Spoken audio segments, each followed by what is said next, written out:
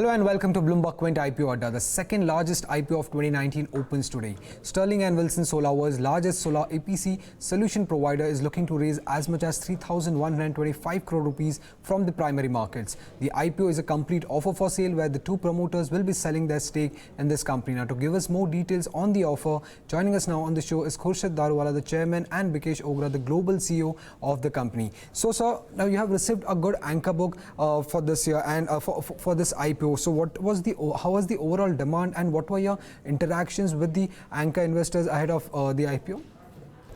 So yeah, the anchor response has been fantastic. So we've raised the entire 1,406 crores through a large number of global and domestic institutions. So if you see the list of the leading anchors, we have Nomura with us, we have Reliance, Carmine, Schroders, Halbase, Fidelity, Eastspring, etc. So it's a fantastic anchor response that we've got. And the anchors, we've spent a lot of time with them discussing the business over the last 2-3 months. And what they've seen is that this is a long-term growth story in an industry which is going to grow for a long time and with a global leader. So I think that they were looking at it more from a long-term perspective rather than just looking at timing the market. Okay. So in the past, your revenue and your operating leverage has aided your financials. But then do you expect this trend to continue for the company going forward, or what would be the factors that would lead to such kind of growth for Sterling and Wilson Solar? As an organization, from being present in India to growing it to 2 countries, now we are today present in almost all the solar operating countries, barring China. We are there in almost 26 countries, and we have a natural hedge against the volatility of the business. And what we have seen is the business has been growing at a CAGR of 20%. Last year we had a 49 gigawatt, 2018 we had a 49 gigawatt, that was a churn outside of China, and the market, as per the market research firms, is growing at a 20% CAGR. Now, we are at the right place at the right time, being the leaders in the space, having an equity with all the global IPPs and global lenders, gives us a phenomenal edge, over rest of the other people who are there, in the business. Now your order book, including the letter of intent, is close to 7,700 crore rupees. Now this is less than 1 times your FY19 revenue. So going forward, how do you expect to maintain your revenue growth rate trend? See, in this case, what's happening is that if you see the solar business, the advantage of the solar business is the short cycle jobs. Because of the short cycle jobs, we are able to maintain profitability, we are able to maintain fantastic cash flows, which you don't normally see in any EPC businesses. But the short cycle job will not give you as much long-term visibility on the order book. So you'll have to look at what the market is and how we convert. So historically, like last year, we had quoted about 4.5 billion worth of work, and our historical strike rate has been about 20%. This year, we'll quote about 15 billion of work in the market, which is nearly 1 lakh crore. So the market is huge. This market itself is growing dramatically worldwide.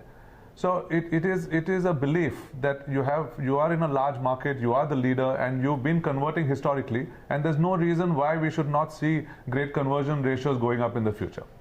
As soon as these build out, and once you start delivering these results over a period of time, we believe that the market will re-rate the organization. Okay. Now, from which regions are you seeing more order coming in? And due to a global slowdown, has there been any delays in orders for solar EPC projects? Effectively, what's been happening is, if you see the pan out for the last 2 to 3 years, solar, EPC and the solar space has been standing on its own legs. And to give you a very classical example, the world's largest plant that we just finished in Abu Dhabi, 1.1177 megawatts, the tariff there was around 1 rupee 75 paisa, which is around 30% less than the cost of coal plant being built in the proximity of that plant. So effectively, with its sustainability having now standing on its own legs, and globally all the other markets also following the same trend, we see that solar space as such, in terms of the energy mix, will start accelerating in terms of the the projects that will get implemented. And since now we are present in the US, Australia, Middle East is a very substantial market for us. Obviously, India staying as a base for us, which will obviously give us that hub and spoke advantage. We will continue to ride this growth, and we see ourselves, like I said, at the right place at the right time, and really wanting to ride this growth. Just to add to Bikesh's point, Bikesh spoke about Abu Dhabi being the world's largest solar plant that we just commissioned about 2 months back. And as we speak in this current year, we have bid one job and will be bidding another job. Those plants are about 2 to 2.5 times larger than the world's largest plant we built. So there is no slowdown in the global economy for solar because of the reasons Bikesh mentioned. Okay. Now, company's debt in FY19 increased because of that intercorporate loan that the company had given. Now, promoter group company has guaranteed to repay this loan amount within the next 90 days of listing. But the company has been currently bearing the interest cost for the short-term debt. So, will the promoter group company also repay the interest burden that the company has bear so far? So the company is not borne interest cost on it. So whatever interest cost was being paid by the company, a slightly higher percentage was being charged in the intercorporate loan. So Sterling Wilson Solar has not suffered any interest cost because of this. But the debt has been showing up on Sterling Wilson Solar balance sheet where it need not have. So post this transaction within 90 days, once we flush this off, then we should be aiming to make Sterling Wilson Solar a debt-free company. That's the reason your other income was higher in FY19, because you were receiving the interest from the company, right?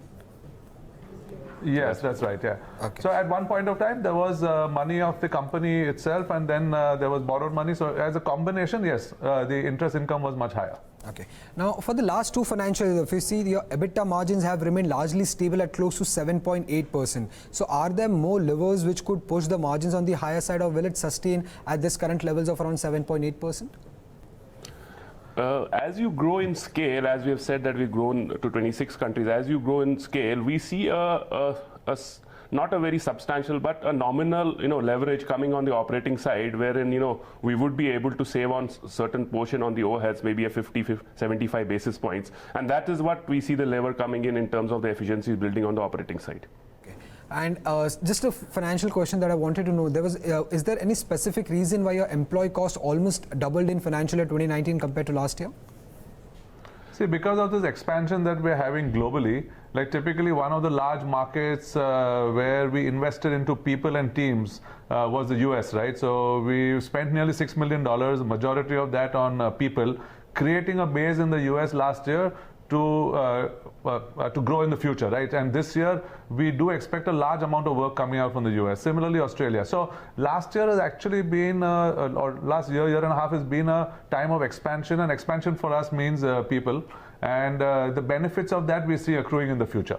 Okay. Now, company has a cash balance of nearly 455 crore rupees, which is the highest that it had so far. Now, how does the company plan to deploy this cash going forward? Will it distribute this cash as dividends, or will it reinvest in the company? So there will be a particular benchmark. So like we said, that as this company grows, we'll have free cash flows. So theoretically, we should be able to dividend out most of what we earn. But this business will, in our view, require a net worth of somewhere between 3 to 4,000 crores going up in the future.